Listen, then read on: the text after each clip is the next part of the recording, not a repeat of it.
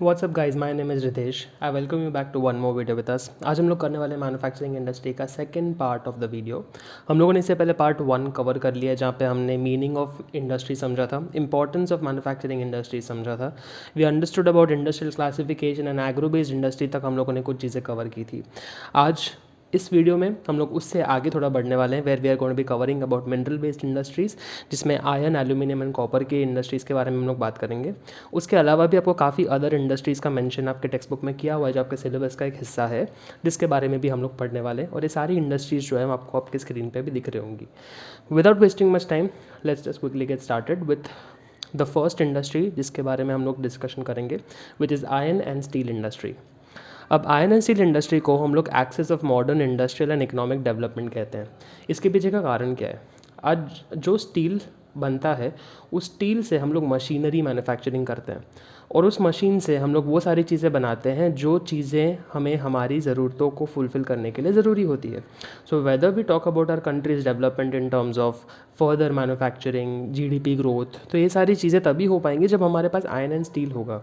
ये एक basic commodity है, जो बेसिक कमोडिटीज़ फर्दर मैन्युफैक्चरिंग के लिए एक इम्पॉर्टेंट सोर्स बन जाती है, राइट?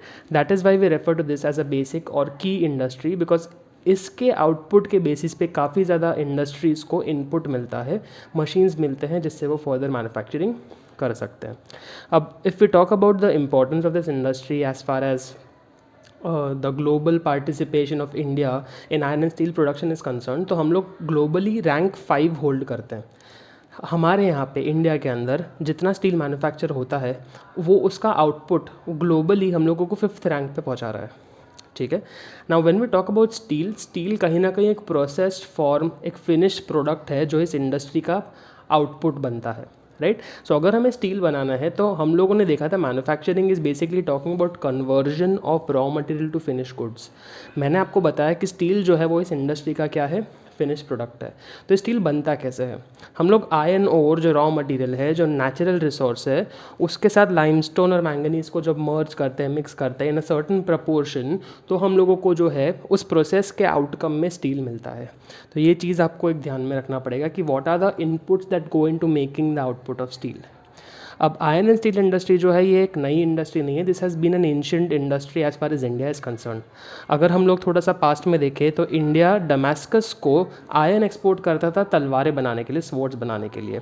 इनफैक्ट अगर हम लोगों ने देखा हो, जब हम लोग इंडस्ट्री की बात कर रहे थे, तो 1853 में हम लोगों ने फर्स्ट आयरन फर्नेस सेटअप किया था, राइट? वो फर्स्ट आयरन फर्नेस जो हमने सेटअप किया था, वो पोर्ट नोवा तमिलनाडु में बनाया गया था। But as we saw even in the introductory portion that it was a failure and it had to be close down. तो सेम तरीके से ये पोर्ट नोवा का फैक्ट्री आप रिलेट कर सकते हो, जो फर्स्ट पेज पे दिया है, जो यहाँ दिया है, तब क्रॉस रेफरेंसिंग रख सकते हो।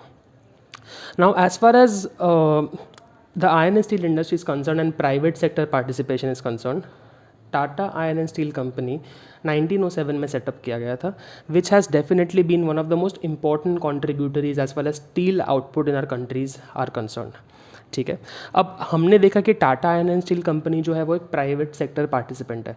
उसी तरीके से पब्लिक सेक्टर या गवर्नमेंट भी steel plants, steel units setup करती है। अब जितने भी हम लोग ये स्टील प्लांट्स गवर्नमेंट की तरफ से होते हैं, उन सब का ऑपरेशंस मैनेज किया जाता है by steel authority of India limited. ये आपको एक इंपॉर्टेंट ऑब्जेक्टिव क्वेश्चन की तरह होगा, जो आपको इस स्लाइड में लास्ट लाइन में दिख रहा होगा, राइट? अब when we talk about the areas जहाँ पे हम लोग आयरन एंड स्टील इंडस्ट्रीज़ को ऑब्जर्व करते हैं, तो यहाँ पे भी जस्ट लाइक एनी इंडस्ट्री, जहाँ पे रॉ मटेरियल इजीली अवेलेबल होगा, इनपुट्स इजीली अवेलेबल होंगे, वहाँ पे ये इंडस्ट्री होगी। तो सेम तरीके से यहाँ पे अगर हम लोग देखने जाएँ, Jamshedpur is definitely an important place, but other centres include Burnpur, Bhadravati, Bhilai and Bokaro, right? आपके टेक्स्ट बुक में अगर आप देखने चाहोगे तो 2-3 और नाम भी हैं, बट मैंने स्पेसिफिकली ये बी गैंग को चूज़ किया था। आपको याद रहेगा कि ठीक है, बी से 4 शहर है जो हमें याद करना है as far as iron steel industry are concern. अब उसके अलावा बिकॉज हम लोग बात करते हैं अबाउट गुजरात, और गुजरात में अगर हम लोग देखने जाए तो आयरन एंड स्टील कहाँ पे होता है, तो हज़ीरा में we have a mini steel plant. अब आपके टेक्स्ट बुक में ये चीज़ मेंशन नहीं की है, आपके सिलेबस में भी ये चीज़ है नहीं, बट मैं आपको एक छोटा सा डिफरेंस समझाना चाहता हूँ between mini steel plant and something known as an integrated steel plant.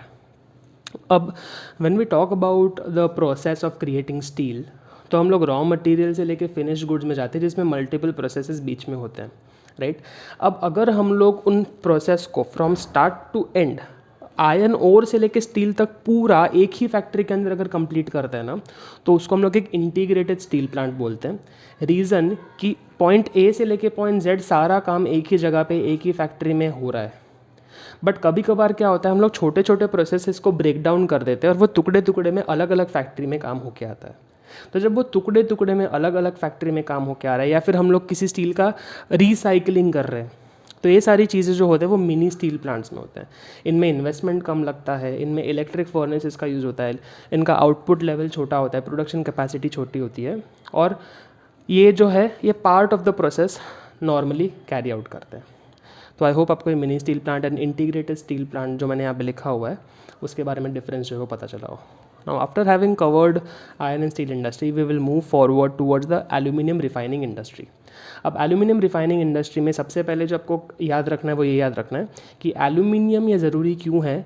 वो इसलिए ज़रूरी है क्योंकि उसकी कुछ स्पेशल फिजिकल प्रॉपर्टीज़ है जो इस पर्टिकुलर मिनरल को यूनिक बनाती है। अब क्या उसकी प्रॉपर्टीज़ है, ये एक लाइट वेट मेटल है, it is strong, malleable, rust proof and it is a good conductor of electricity, right. तो जब इतनी सारी प्रॉपर्टीज़, ये आपने डेफिनेटली श्योर आपने साइंस में भी पढ़ा होगा, तो ये सारी फिजिकल प्रॉपर्टीज़ होने के वजह से ये स्ट्रॉन्ग है, लाइट वेट है। आयरन एंड स्टील के कंपैरिजन में ये इसको एडवांटेज देता है कि मजबूत तो है बट हल्का है। सो देयरफॉर इसके हम लोग मल्टीपल में से यूटिलाइजेशंस कर सकते हैं, अलग अलग इंडस्ट्रीज़ में इसको यूज़ किया जाता है। नाउ जब हम लोग बात करते हैं अबाउट एल्यूमिनियम रिफाइनिंग इंडस्ट्री, जैसे आयरन एंड स्टील में स्टील आउटपुट था, सेम तरीके से एल्यूमिनियम रिफाइनिंग में एल्यूमिनियम आउटपुट है। इसका इनपुट या रॉ मटेरियल क्या होता है, एल्यूमिनियम का ओर या रॉ मटेरियल है बॉक्साइट। बॉक्साइट को प्रोसेस करने के बाद हम लोग जो है वो एल्यूमिनियम डिराइव करते हैं, ठीक है। अब whenever we talk about the aluminium refining industry ना, इसको दो चीज़ें, ये इंडस्ट्री को जब हम लोग सेट करते हैं, इसके लोकेशन को, ये इंडस्ट्री कहाँ सेटअप की जाएगी, इसमें दो फैक्टर्स को खासतौर पे कंसिडर किया जाता है। पहला फैक्टर है कि भाई इसका जो रॉ मटेरियल है वो इजीली अवेलेबल होना चाहिए, जितना जल्दी रॉ मटेरियल मिलेगा उतना ज़्यादा जल्दी प्रोसेसिंग होगा। और दूसरा, एल्यूमिनियम रिफाइनिंग में बिजली का बहुत यूज़ होता है, राइट। तो एज ए रिजल्ट, क्योंकि इनके जो खर्चे होते हैं उसमें से 40 to 50% of their overall expenses is just on electricity. So therefore these are preferably better to be set up in areas जहाँ पे हमारे पास कोई पावर प्लांट हो। तो हाइड्रो इलेक्ट्रिक प्लांट ज़्यादातर जहाँ पे होते हैं वहाँ पे हम लोग एल्यूमिनियम रिफाइनिंग इंडस्ट्रीज़ को सेटअप करते हैं, राइट। अब एल्यूमिनियम का एक और प्रॉपर्टी ये है कि वो आसानी से बाकी और मेटल्स के साथ मिक्स हो जाता है। तो इनके जो एलॉयज़ बनते हैं using aluminium, it can be use for creation of a lot of automobiles and machines, ठीक है। अब अगर हम लोग देखने जाए कौन से जगह पे ये चीज़ बनती है, एल्यूमिनियम रिफाइनिंग इंडस्ट्रीज कहाँ कहाँ पे सेटअप है, तो UP, Orissa, West Bengal and Chhattisgarh, east वाला जो पूरा सेगमेंट है वहाँ पे हमारे पास इसका कॉन्सेंट्रेशन है। सो ज़्यादातर ईस्टर्न इंडिया की तरफ देखने जाओगे तो आपको ज़्यादा मिलेगा एल्यूमिनियम रिफाइनिंग। उसके अलावा वेस्ट एंड साउथ में भी है, जैसे महाराष्ट्र, केरला एंड तमिलनाडु में भी इस चीज़ को यूज़ किया जाता है। बट ये जो एल्यूमिनियम रिफाइनिंग इंडस्ट्री है जो ईस्ट साइड में है ना, वो रॉ मटेरियल के नज़दीक होने की वजह से है। जबकि अगर महाराष्ट्र, केरला एंड तमिलनाडु की अगर मैं बात करूँ तो यहाँ पे इसका रॉ मटेरियल तुरंत नहीं मिलता, लेकिन इसके जो कमर्शियल एप्लीकेशंस होते हैं वो कमर्शियल एप्लीकेशंस इन सेंटर में है। तो वो लोग क्या करते हैं, बॉक्साइट मंगवा लेते हैं और उसका प्रोसेसिंग यहीं पे करके उस एल्यूमिनियम को सीधा जो उनका फाइनल फर्दर प्रोडक्शन है उसमें यूटिलाइज ये लोग कर लेते हैं, राइट। तो आई होप आपको ईस्ट एंड वेस्ट साउथ में कैसे डिफरेंस होता है वो समझ में आ गया होगा। Now after having covered aluminium we are going to look at copper refining. अब जिस तरीके से एल्यूमिनियम के हम लोगों ने कुछ फिजिकल प्रॉपर्टीज़ कंसिडर किए थे, वैसे कॉपर के दो फिजिकल प्रॉपर्टीज़ हमें समझने हैं जो आपके टेक्स्ट बुक में मेंशन्ड है। पहला ये कि it is a good conductor of electricity and eight the same time ये भी आसानी से, जैसे एल्यूमिनियम आसानी से मिक्स होकर कोई एलॉय बना देता था, सेम तरीके से कॉपर भी आसानी से मिक्स करके एलॉय बना देता है। इसके कॉपर के खास तौर पे अगर हम लोग बात करें तो मल्टीपल यूजेस इलेक्ट्रॉनिक प्रोडक्ट्स बनाने में यूज़ किए जाते हैं, जैसे फ्रिज, एसी, ऑटोमोबाइल के पार्ट्स हैं, रेडिएटर्स हैं। बहुत लोग यूटेंसिल्स भी यूज़ करते हैं, तांबे की यूटेंसिल्स यूज़ करते हैं, it's considered to be good for your health, right. अब जब हम लोग कॉपर रिफाइनिंग इंडस्ट्री की बात कर रहे हैं ना, तो जैसे Tata iron and steel company iron and steel के लिए एक इम्पॉर्टेंट ऑर्गेनाइजेशन था, सेम तरीके से Indian copper corporation was an important organisation for copper refining. तो ये एक पब्लिक सेक्टर यूनिट है राइट। और it was the first copper refining unit जो सेटअप हुआ था, और बाद में इसका नाम चेंज करके हिंदुस्तान कॉपर लिमिटेड कर दिया गया। ठीक है, अभी भी इसका जो स्टेक होल्डिंग है वो गवर्नमेंट के कंट्रोल में है, गवर्नमेंट इसका ऑपरेशन संभालती है, गवर्नमेंट इसका प्रॉफिट लेके जाती है। ठीक है, अब यहाँ पे अगर हम लोग देखने जाए कॉपर की खासतौर पे बात करें, तो जैसे आयरन एंड स्टील में भी पब्लिक एंड प्राइवेट सेक्टर दोनों साथ में ऑपरेट करते थे, कॉपर रिफाइनिंग इंडस्ट्री में भी public sector and private sector दोनों साथ में काम करते हैं। लेकिन कॉपर की जितनी हमारी रिक्वायरमेंट है उतना मैन्युफैक्चरिंग हमारे कंट्री में हो नहीं पाता। As a result of that हम लोगों को बाहर से कॉपर मंगवाना पड़ता है। We are forced to import copper, right. So this is one problem, due to the shortage of copper in our country we are forced to import. अभी हमारे मिनरल बेस जितने थे वो सारे कंप्लीट हो गए, 3 specifically iron and steel, aluminium and copper. अब हम लोग जो है वो 3 इंडस्ट्रीज़ को एक क्लस्टर में समझ रहे हैं। So we are looking at chemical, we are looking at plastic and we are looking at chemical fertiliser. ये कहीं ना कहीं सिमिलर काइंड ऑफ इंडस्ट्रीज़ है, इस वजह से मैंने इसको यहाँ पे साथ में रखा है। ठीक है, अब इसमें क्या क्या चीज़ें आपको दिमाग में रखनी है वो देख लेते हैं। जब हम लोग केमिकल इंडस्ट्री की बात करें तो केमिकल इंडस्ट्री को ब्रॉडली हम लोग 2 तरीके से डिवाइड करते हैं। We divided on one and we have organic chemical industry and on the other side we have inorganic. तो ये ब्रॉड डिविजन्स है। ठीक है, अब ऑफ कोर्स अगर आप साइंस के स्टूडेंट हो तो आपको पता होगा कि organic has something to do with carbon and its elements, and inorganic is जहाँ पे नॉन कार्बन एलिमेंट्स यूज़ किए जाते हैं। ठीक है, अब ऑर्गेनिक के अंदर अगर हम लोग देखें तो ऑर्गेनिक के अंदर सबसे मेजर सब डिवीज़न है पेट्रोकेमिकल्स, मतलब crude oil and crude oil का रिफ़ाइन करने के बाद जो जो चीज़ें निकलती है उसका सबसे इम्पॉर्टेंट काम है। उसके अलावा आर्टिफिशियल फाइबर्स, जो सिंथेटिक फाइबर्स हम लोगों ने बोला था, वो प्लास्टिक, कलर, केमिकल्स, मेडिसिन, ये सारी की सारी चीज़ें जो है वो ऑर्गेनिक केमिकल इंडस्ट्री के अंदर आती है। जबकि अगर इनऑर्गेनिक केमिकल इंडस्ट्री की बात करें तो और भी काफ़ी ज़्यादा चीज़ें हैं, जैसे पेंट्स है और मल्टीपल और इंडस्ट्रीज़ होती हैं जहाँ पे कार्बन एलिमेंट्स यूज़ नहीं किए जाते, वो सारे इंडस्ट्रीज़ को इनऑर्गेनिक में डाला गया है, राइट। आपको एग्जांपल्स टेक्स्ट बुक में दिए नहीं है तो I don't even want you to apply your brains over, it is fine. अब ऑर्गेनिक में ध्यान आपको ये रखना है कि petrochemical is one important segment of organic chemical industry. अब पेट्रोकेमिकल के बारे में थोड़ा और डिटेल में समझते हैं। जब हम लोग बात करते हैं अबाउट पेट्रोकेमिकल्स, तो ये पेट्रोकेमिकल इंडस्ट्रीज़ जो ऑर्गेनिक केमिकल इंडस्ट्री के अंडर क्लासीफाई होते हैं, इनका लोकेशन जो है वो लोकेशन ऑयल रिफाइनरीज़ के पास होता है। ऑयल रिफाइनरी कौन सी जगह है? जहाँ पे क्रूड ऑयल को हम लोग प्योरीफाई करते हैं और फिर उसको हम लोग यूज़ करते हैं फॉर फर्दर प्रोसेसिंग किसी भी चीज़ का। जैसे क्रूड ऑयल में से हम मल्टीपल प्रोडक्ट्स निकालते हैं ना, नेचुरल गैस एक्सट्रैक्शन के वक्त निकलता है, पेट्रोल बनता है, एटीएफ बनता है, डीजल बनता है, केरोसिन बनता है। तो ये सारे जहाँ पे रिफाइनरी होती है ना, वहाँ पे ये इंडस्ट्री जो है वो लोकेटेड रहती है, केमिकल वाली इंडस्ट्री, पेट्रोकेमिकल इंडस्ट्री। अब अगर हम लोग बात करें इस इंडस्ट्री का मेजर कंट्रीब्यूटर कौन है, तो भाई Gujarat leads in the chemical industry. और अगर हम लोग स्पेसिफिक सिटीज़ या ट्रेड सेंटर्स की बात करें तो Ahmedabad, Ankleshwar and Baroda are important centres जहाँ पे ये पेट्रोकेमिकल या केमिकल इंडस्ट्री एट लार्ज बहुत ज़्यादा कॉन्सेंट्रेटेड है। Now let's move on to the next industry which is the plastic industry. अब प्लास्टिक इंडस्ट्री के ऊपर आप देखोगे एक सनराइज़ बनाया हुआ है। क्यों? क्योंकि इसको सनराइज़ इंडस्ट्री भी बोला जाता है। सनराइज़ क्यों? क्योंकि ये आगे का फ्यूचर हमें बताता है, राइट। ये प्लास्टिक इंडस्ट्री जब से ग्रो हुआ है, इसके मल्टीपल एप्लीकेशंस और हर दिन कुछ ना कुछ नया एप्लीकेशन आते ही जाता है। It's like a new day, और हर दिन कुछ ना कुछ नया हम लोगों को इस इंडस्ट्री में देखने मिलता है। अब जैसे हम लोगों ने जो हमारे मिनरल बेस्ड इंडस्ट्रीज़ में हम लोगों ने एल्यूमिनियम और कॉपर के कुछ प्रॉपर्टीज़ देखे थे, सेम तरीके से यहाँ पे प्लास्टिक के भी 2 प्रॉपर्टीज़ है जो हमको याद रखने हैं। एक प्रॉपर्टी कि प्लास्टिक वाटरप्रूफ होता है, और दूसरा कि वो आसानी से मोल्डेबल होता है। जिस शेप साइज़ में आपको प्लास्टिक को यूज़ करना है वो शेप पकड़ लेगा, ठीक है। अब इसके यूजेस कहाँ कहाँ पे? प्लास्टिक हम लोगों ने बहुत देखा है, and it is very easy for us to understand कि पैकेजिंग में, टेक्सटाइल्स के अंदर, इलेक्ट्रॉनिक व्हीकल्स, इन सब जगहों पे प्लास्टिक का जो है वो यूज़ होता है। अब प्लास्टिक बनता कहाँ पे? इंपॉर्टेंट सेंटर्स कौन से? तो हमें सारे मेट्रो सिटीज़ याद रखने हैं। हमारे कंट्री में 4 मेजर मेट्रो सिटीज़ है। आप डिबेट करके बोलोगे कि सर अब तो अहमदाबाद में भी मेट्रो बन रहे थे, उसको भी मेट्रो में गिनना चाहिए। आई एग्री, मैं आपका सेंटिमेंट समझता हूँ, बट अभी भी हमने उसको क्लियरली एक मेट्रो सिटी में क्लासीफाई नहीं किया है, राइट। तो हमारे 4 मेट्रो सिटीज़ कौन से? बॉम्बे, दिल्ली, कोलकाता एंड चेन्नई, ठीक है। तो प्लास्टिक छोटा सा डिस्कशन है, इतना ही आपको एक छोटा सा पैराग्राफ दिया गया था जो आपको ध्यान में रखना है। अब आ जाते हैं हम लोग केमिकल फर्टिलाइज़र इंडस्ट्री के अंदर। अब केमिकल फर्टिलाइज़र इंडस्ट्री, आप नाम देखोगे तो भी आपको रियलाइज़ होगा कि यार कहीं ना कहीं ये केमिकल इंडस्ट्री का ये एक सब डिवीजन है। इस वजह से मैंने इस एक ही स्लाइड के अंदर ये तीनों इंडस्ट्रीज़ को रखा हुआ था। केमिकल फर्टिलाइज़र इंडस्ट्री में ध्यान रखना है 1906 में सबसे पहली फैक्ट्री डाली गई थी तमिलनाडु के अंदर फॉर केमिकल फर्टिलाइज़र्स। 1906 याद कैसे रखोगे? आयरन एंड स्टील 1907 में हुआ था, उससे एक साल पहले केमिकल फर्टिलाइज़र इंडस्ट्री। ठीक है।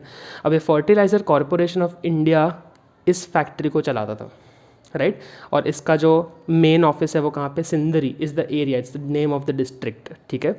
अब अगर हम लोग और इन्फॉर्मेशन देखने जाएँ तो यहाँ पे सिर्फ आपको इंपॉर्टेंट ट्रेड सेंटर्स बताए गए हैं केमिकल फर्टिलाइज़र इंडस्ट्री के, जो कि है Punjab, Uttar Pradesh, Gujarat and Tamil Nadu.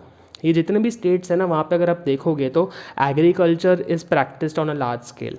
Punjab is of course the wheat बोल। यूपी के अंदर भी हम लोग काफ़ी ज़्यादा कैश क्रॉप्स ग्रो करते हैं। गुजरात एंड तमिलनाडु के अंदर भी हम लोग काफ़ी ज़्यादा क्रॉप्स ग्रो करते हैं, right. So all of these are agriculturally prosperous states, और जहाँ पे हम लोग मॉडर्नाइज फार्मिंग करने के लिए केमिकल फर्टिलाइजर्स का यूज़ करते हैं, वो सारे इंपॉर्टेंट ट्रेड सेंटर्स में आते हैं।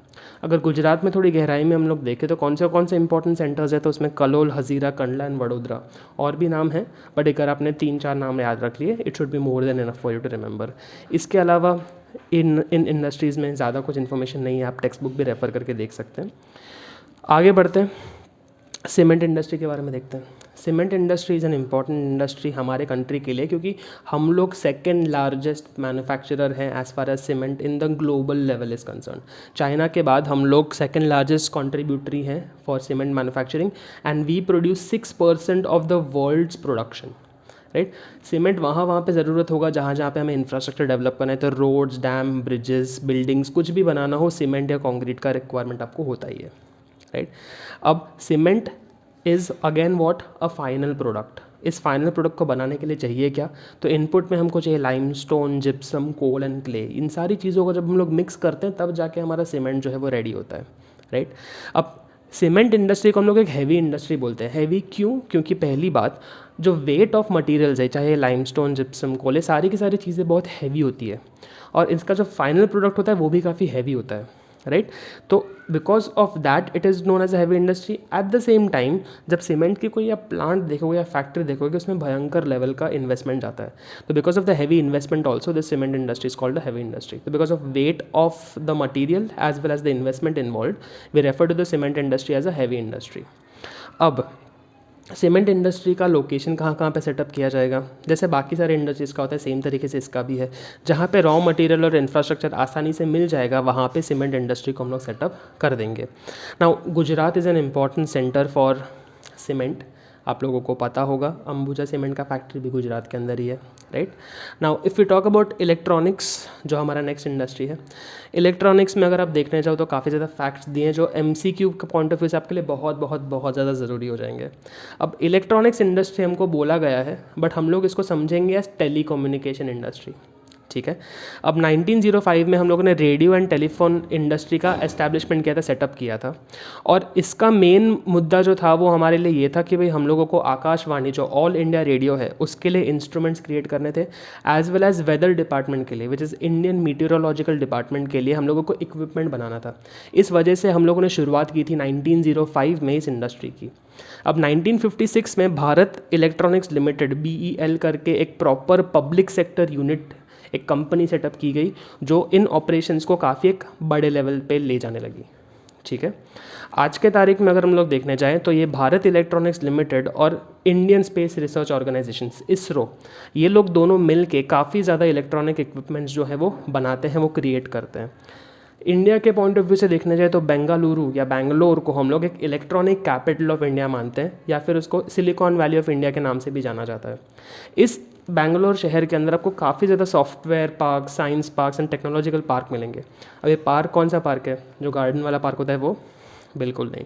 अब जब भी हम लोग सॉफ्टवेयर पार्क या साइंस पार्क या टेक्नोलॉजिकल पार्क की बात करते हैं, ये वैसे रीजन्स हैं जहाँ पे आपको अच्छे क्वालिटी का इंफ्रास्ट्रक्चर पहले से रेडी करके दिया हुआ है। जैसे आज अगर मैं आपको बोलता हूँ कि आपको एक लेट्स जस्ट से इलेक्ट्रॉनिक की इंडस्ट्री डालनी है, बट उस एरिया के अंदर नेटवर्क नहीं है, आपको इंटरनेट नहीं मिलता, तो क्या आप उस इंडस्ट्री का कुछ फ़ायदा उठा पाओगे?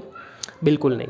तो ये जो एरियाज़ होते हैं यहाँ पे इंफ्रास्ट्रक्चर पहले से रेडी किया हुआ रहता है। सो ये जो इंफ्रास्ट्रक्चर है वो इन इंडस्ट्री को, इधर के कंपनीज़ को आसानी से सपोर्ट कर सकता है और इस इंडस्ट्री को आगे ले जा सकता है। ठीक है, आई होप आपको इलेक्ट्रॉनिक्स इंडस्ट्री का जो डिस्कशन है वो समझ में आया होगा। Now we come to the next part which is transport equipment industry, जो हमारे लिए लास्ट इंडस्ट्री होगी जिसको हम लोगों को कवर करना है। So let's look at the transport equipment industry. अब इसका डेफिनेशन आपके टेक्स्ट बुक में दिया गया है, the industry which produces vehicles is known as transport industry. This is the most funniest and the most unnecessary definition that has been given to in your book. Broadly अगर हम लोग देखने जाएँ तो हम लोग इस इंडस्ट्री को railways, roadways, ship building and aircraft building में डिवाइड करते हैं। तो 4 डिविजन्स हैं हमारे इसके अंदर। ठीक है, let's move on to each of this categories. Alright guys, तो अभी ट्रांसपोर्ट इंडस्ट्री के बारे में जब हम लोग चर्चा कर रहे हैं तो अभी सबसे पहले रेलवेज़ के बारे में डिस्कस कर लेते हैं।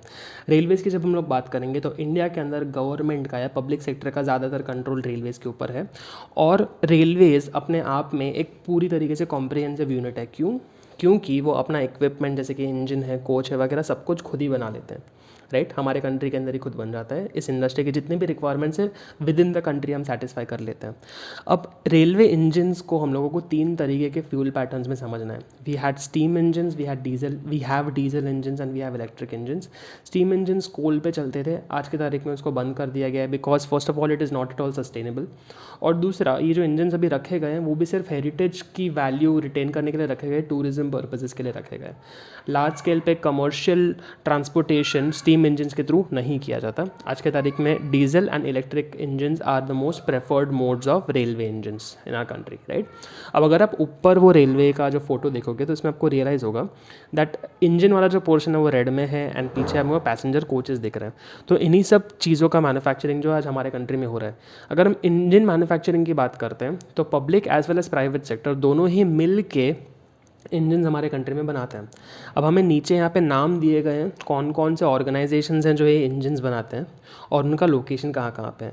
हमारे कंट्री में टोटल 3 ऑर्गेनाइजेशंस का रेफरेंस हमें हमारे टेक्स्ट बुक में दिया हुआ है। फर्स्ट है चित्तरंजन लोकोमोटिव वर्क्स जो वेस्ट बंगाल में है, then we have diesel locomotive works which is in Varanasi, and we have Tata locomotive works which is in Jamshedpur. तो ये 3 नाम आपको ध्यान रखने पड़ेंगे और वो याद करना पड़ेगा कि भाई ये जो है ये इंजन मैन्युफैक्चरिंग के लिए है। इसका क्वेश्चन आपको अलग से कहाँ से आ सकता है, आपको एक ऑड वन आउट फाइंड करने के लिए बोला जाएगा या आपको बोला जाएगा कि ये चित्तरंजन लोकोमोटिव वर्क्स किस इंडस्ट्री के लिए एक इंपॉर्टेंट सेंटर माना जाता है। ठीक है, अपार्ट फ्रॉम दैट जो पीछे इंजन के पीछे जो डब्बे लगते हैं, पैसेंजर कोचेस जो लगते हैं, उनका सारा काम हमारे पास 4 सेंटर्स दिए हुए हैं। We been given Perambur which is in Chennai, Bengaluru Karnataka के अंदर, कपूरथला जो पंजाब में है, and Kolkata which is in west Bengal. Right, तो ये अगेन काफ़ी ज़्यादा फैक्चुअल जो चीज़ें मुझे समझानी थी वो मैंने यहाँ पे समझा दी। आई होप आपको भी समझ में आई हो। Now we move on to road vehicles. Road vehicles की अगर हम लोग बात करेंगे तो भाई इंडिपेंडेंस के पहले भी हमारे कंट्री के अंदर रोड व्हीकल्स बनते थे, बट ज़्यादातर केस में क्या होता था, हम लोग बाहर से पार्ट्स मंगाते थे, सारे पार्ट्स को इकट्ठा करके यहाँ पे बेचते थे। अब जो हम लोग पूरा का पूरा फ्रॉम स्क्रैच जो गाड़ी बनाने का काम रहता है, व्हीकल बनाने का काम रहता है, बाइक, एक्टिवा, साइकिल वगैरह बनाने का काम होता है, वो इंडिपेंडेंस के बाद हम लोगों ने डोमेस्टिकल मैन्युफैक्चरिंग चालू किया। हमारे कंट्री के अंदर डोमेस्टिक मैन्युफैक्चरिंग इंडिपेंडेंस के पहले नहीं होता था, हम लोग सिर्फ असेंबल करते थे, पार्ट्स बाहर से लाके यहाँ पे जोड़ के चीज़ों को बेचते थे। आज के तारीख में इंडिया 5वां लार्जेस्ट कमर्शियल व्हीकल प्रोड्यूसर है। कमर्शियल व्हीकल प्रोड्यूसर का मीनिंग क्या, आज हम लोग बहुत सारे ट्रैक्टर्स, साइकिल्स, कार्स, 2 व्हीलर्स और what do we say buses, trucks, ये सब चीज़ें हम लोग मैन्युफैक्चर करते हैं। और वर्ल्ड लेवल पे, ग्लोबल लेवल के ऊपर हमारा 5वां रैंक आता है। इंडिया के अगर हम लोग व्हीकल्स बात करें तो स्पेसिफिकली साइकिल्स एंड ट्रैक्टर्स और उनके रिलेटेड स्पेयर पार्ट्स हम लोग आज भी बाहर के देशों में एक्सपोर्ट करते हैं। रीज़न, हमारे यहाँ पे आयरन एंड स्टील इंडस्ट्री है और इन आयरन एंड स्टील इंडस्ट्री से जितने भी ये प्रोडक्ट्स बनेंगे वो हमारे कंट्री में सस्ते दामों पे बनेंगे। और इंडिया आज की तारीख में भी एक डेवलपिंग कंट्री है जो डेवलप्ड कंट्रीज़ के कंपैरिजन में सस्ते में चीज़ें बना सकता है। तो एज ए रिज़ल्ट हमारे कंट्री के ट्रैक्टर्स, साइकिल्स, इन सब का डिमांड बाहर के देशों में, डेवलप्ड कंट्रीज़ में बहुत ज़्यादा रहता है। अब रोड व्हीकल्स जो इंडस्ट्री है ना, जैसे रेलवे पूरी तरीके से पब्लिक था, मतलब प्राइवेट सेक्टर पार्टिसिपेशन रेलवे में था ही नहीं, गवर्नमेंट ओन्ड था। रोड व्हीकल्स में ज़्यादातर प्राइवेट सेक्टर इन्वॉल्व है। ठीक है, it is dominated by the private sector. अब शिप बिल्डिंग की बात करें तो शिप बिल्डिंग इज़ बेसिकली जो हमारे जहाज़ होते हैं, पानी के जहाज़ होते हैं, उसके बारे में बात हो रही है। अब India has been known as an important ancient centre for ship building, and Kochi and Visakhapatnam are major centre जहाँ पे शिप बिल्डिंग का काम होता था। ठीक है। गुजरात में just another fact not very important for your exams, but Alang करके एक जगह है, राइट, जहाँ पे शिप ब्रेकिंग का काम होता है। It's not ship building but ship breaking. मेरे को एक मौका मिला था वहाँ पे जाने का, एंड वहाँ पे काफ़ी अच्छे लेवल का कामकाज होता है। उसके चीज़ें वो लोग निकालते हैं, स्क्रैप करते हैं, बेचते हैं, बहुत पैसा बनता है उसमें, राइट। सो उसके बारे में भी आप थोड़ा गूगल सर्च कर सकते हो, आपको काफ़ी चीज़ें, इंटरेस्टिंग चीज़ें पता लगेंगी, राइट।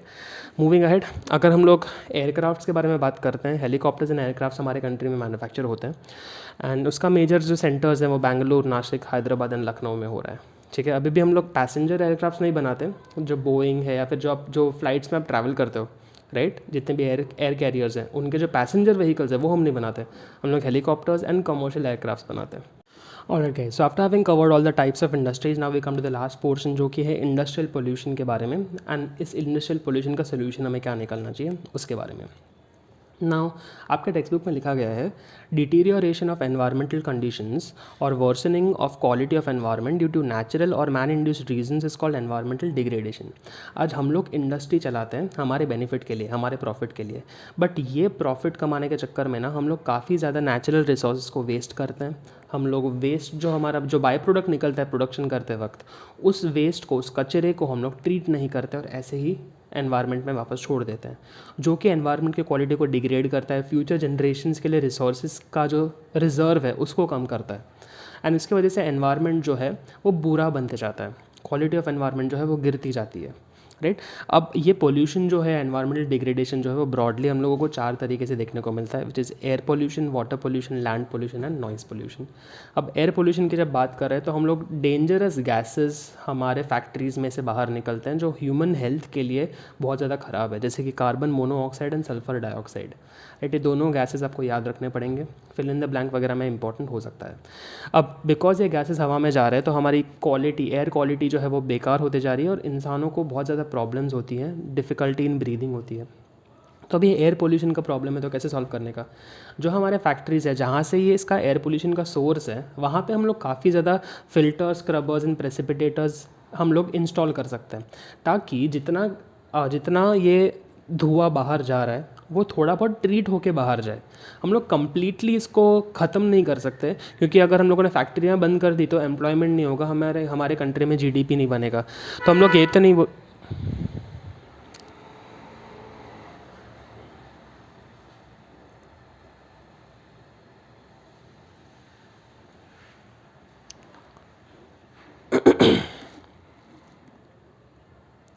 जब हम एयर पोल्यूशन की बात कर रहे हैं तो एयर पोल्यूशन में हमें एक चीज़ समझनी है, वो ये है कि हमारे जो फैक्ट्रीज़ होते हैं, ये फैक्ट्रीज़ ना काफ़ी ज़्यादा डेंजरस गैसेस को रिलीज़ करते हैं एनवायरनमेंट के अंदर। उसके अंदर कार्बन मोनोऑक्साइड, सल्फर डाइऑक्साइड जैसे डेंजरस गैसेस होते हैं जो एयर क्वालिटी को बिगाड़ते हैं, and which also creates difficulty for individuals, for human beings to breathe.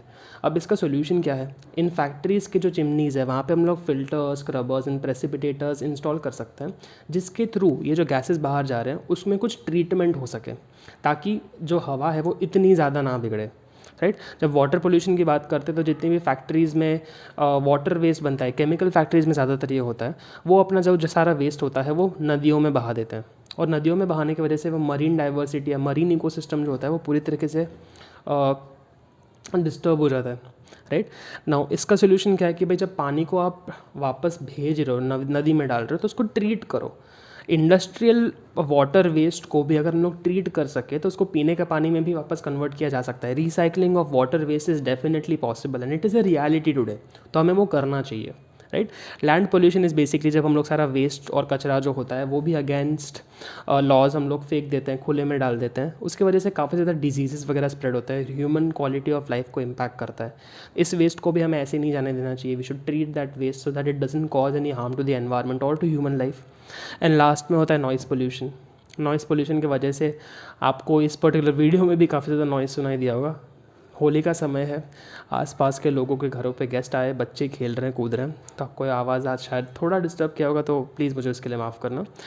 अब नॉइज़ पोल्यूशन की जब हम लोग बात करें तो काफ़ी ज़्यादा इंडस्ट्रीज़ में पुराने मशीन्स होते हैं, ट्रांसपोर्टेशन के अंदर पुराने ट्रक्स होते हैं, काफ़ी ज़्यादा आवाज़ क्रिएट करते हैं, और ये आवाज़ जो है वो मेंटल टेंशन और डेफनेस क्रिएट करता है ह्यूमन लाइफ के लिए। So it is detrimental to human beings, it is detrimental to the environment. तो हमें करना क्या चाहिए, अपग्रेडेड मशीन्स लाओ, आउटपुट भी अच्छा रहेगा, वेस्टेज भी कम करेगा, आवाज़ भी कम करेगा, तो as a result of that noise pollution भी कम होगा और अदर टाइप ऑफ पोल्यूशन भी कम हो जाएंगे, राइट। तो इसी के साथ हमारा जो चैप्टर है वो कंप्लीट हो जाता है और मेरा कमिटमेंट आपके तरफ as far as grade 10 SS का सिलेबस इज़ कंसर्न वो कंप्लीट हो जाता है, राइट। तो आई होप आपको अच्छा लगा हो। आपका जो भी फीडबैक हो वो कमेंट करके ज़रूर मुझे नीचे बताना एंड इसी तरीके से कनेक्टेड रहेंगे, right. Thank you so much.